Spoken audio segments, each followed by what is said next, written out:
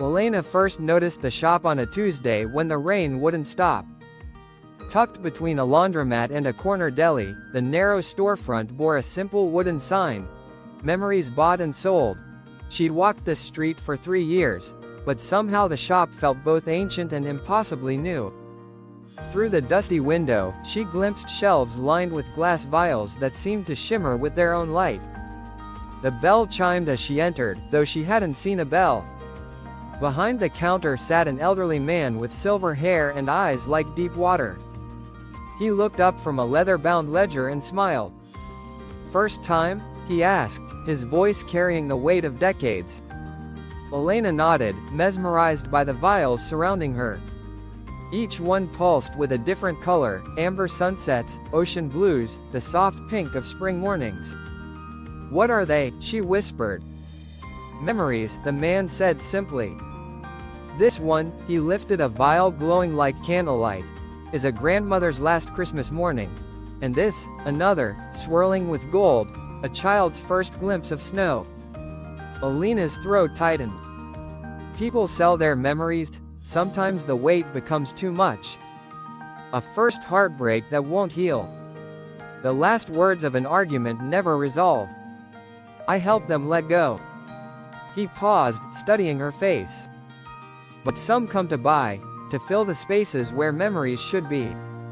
She thought of the empty years after the accident, the way her past felt like trying to hold water in cupped hands. What would something like that cost? The merchant's expression softened. That depends. What do you have to trade? Elena's hand moved unconsciously to her chest, where the ache lived.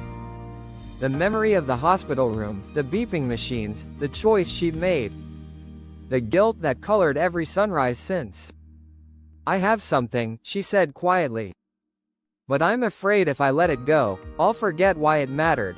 The old man leaned forward, his voice gentle as rainfall. Child, memories aren't meant to be chains. They're meant to be teachers. The lesson remains even when the pain departs. Elena stared at the vials, at all the stories trapped in glass, all the lives trying to find their way to peace.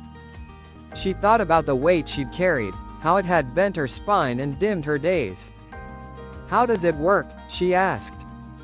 The merchant reached beneath the counter and withdrew an empty vial, crystal clear and waiting. You simply remember, as clearly as you can. The vial does the rest. Elena took the vial in trembling hands. It felt warm, alive somehow.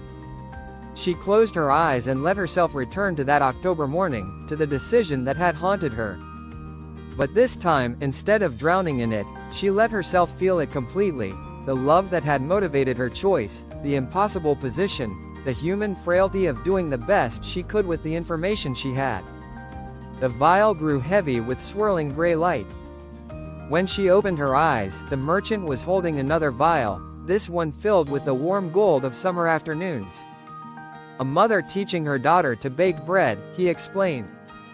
Flour in the air, laughter in the kitchen. She was 93 when she traded it. Said she wanted to make room for new joy. Elena set down her burden and accepted the gift.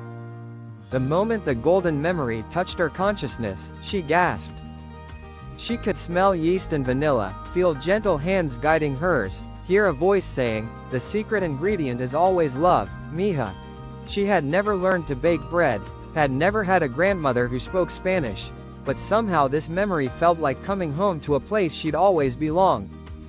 Will she be okay? Elena asked, thinking of the woman who'd given up something so beautiful. The merchant smiled, closing his ledger for the day. She brought her great-granddaughter in yesterday. Said they're going to learn to make bread together. Turns out, the best memories are the ones we create, not the ones we keep. Elena left the shop feeling lighter than she had in years. Behind her, the vials continued their gentle dance of light, each one a story waiting to find its way home. She never found the shop again, though she looked many times.